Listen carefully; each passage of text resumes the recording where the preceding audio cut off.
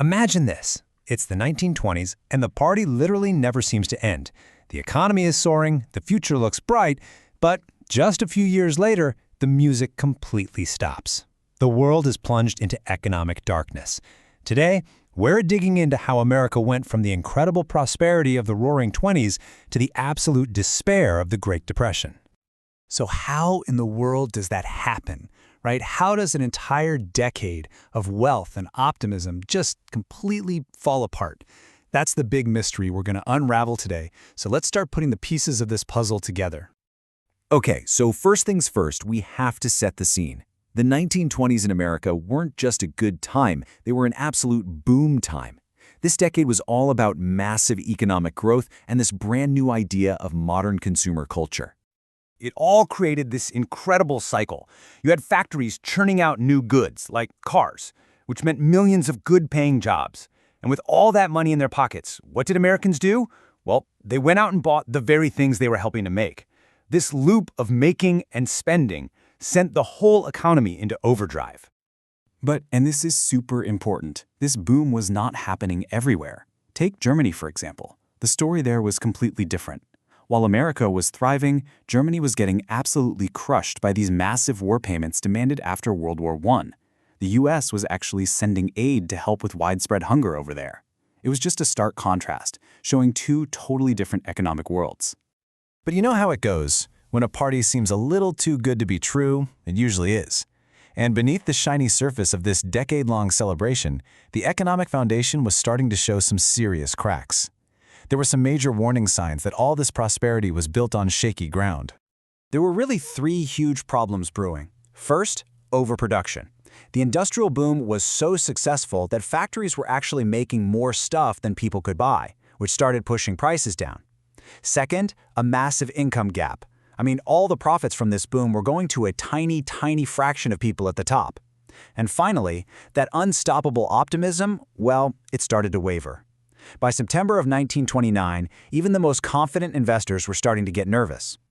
And that income gap, it was a ticking time bomb.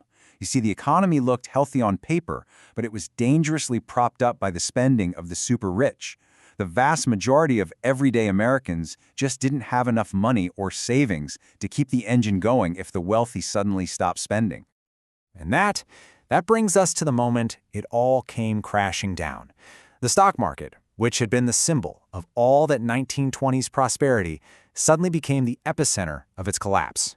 Yeah, the party was officially over. The whole thing happened terrifyingly fast. That nervousness from September, it just exploded into full-blown panic.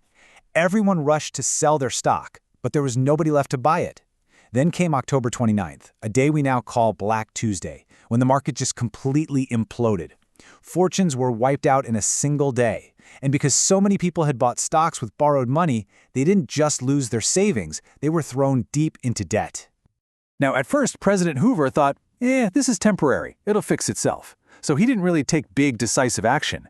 But that inaction let the crisis get way, way worse. And what started on Wall Street didn't stay on Wall Street. The American financial collapse set off a domino effect that dragged the rest of the world down into a global depression. And just when you think things couldn't possibly get any worse, they did.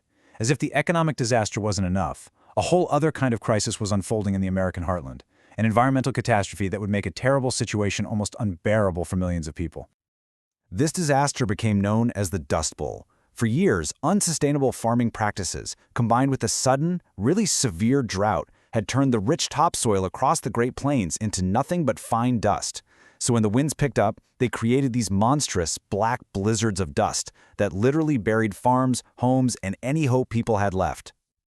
It was just a perfect storm of misery. Farmers, who were already broke from the economic collapse, now had to deal with plagues of locusts that ate whatever they had left. The drought was relentless, turning fields into cracked earth. And with nothing left to hold the soil down, the dust storms were the final devastating blow. Hundreds of thousands of families had no choice but to abandon everything and become migrants in their own country. But right in the middle of all this despair, a major political shift was coming. In 1932, America elected a new president, Franklin D. Roosevelt, and he promised a totally different approach, a promise of direct, decisive action from the government. His promise was really captured in this single, powerful phrase from his campaign. I pledge you, I pledge myself, to a new deal for the American people. You have to understand, this wasn't just a catchy slogan. It was a promise to fundamentally change the government's role and to fight the Depression head-on. And wow, did he deliver on that promise. The New Deal was absolutely massive. We're talking about the largest public works program in American history. The goal was pretty simple and direct: put millions of unemployed Americans back to work on projects funded by the government. In fact, there were so many new government agencies and programs created so quickly that people gave them a nickname, the alphabet soup. You had the CCC, the TVA, the WPA, all these initials, with each program created to tackle a different piece of the crisis, from building roads and dams to hiring artists and writers. Which brings us to one last, really important question. When we look back at this incredible story of boom, bust, and recovery, what lessons does it hold for us right now?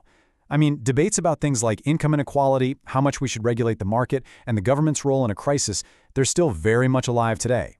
The echoes of that era are all around us, reminding us just how quickly things can change and how we choose to respond when they do.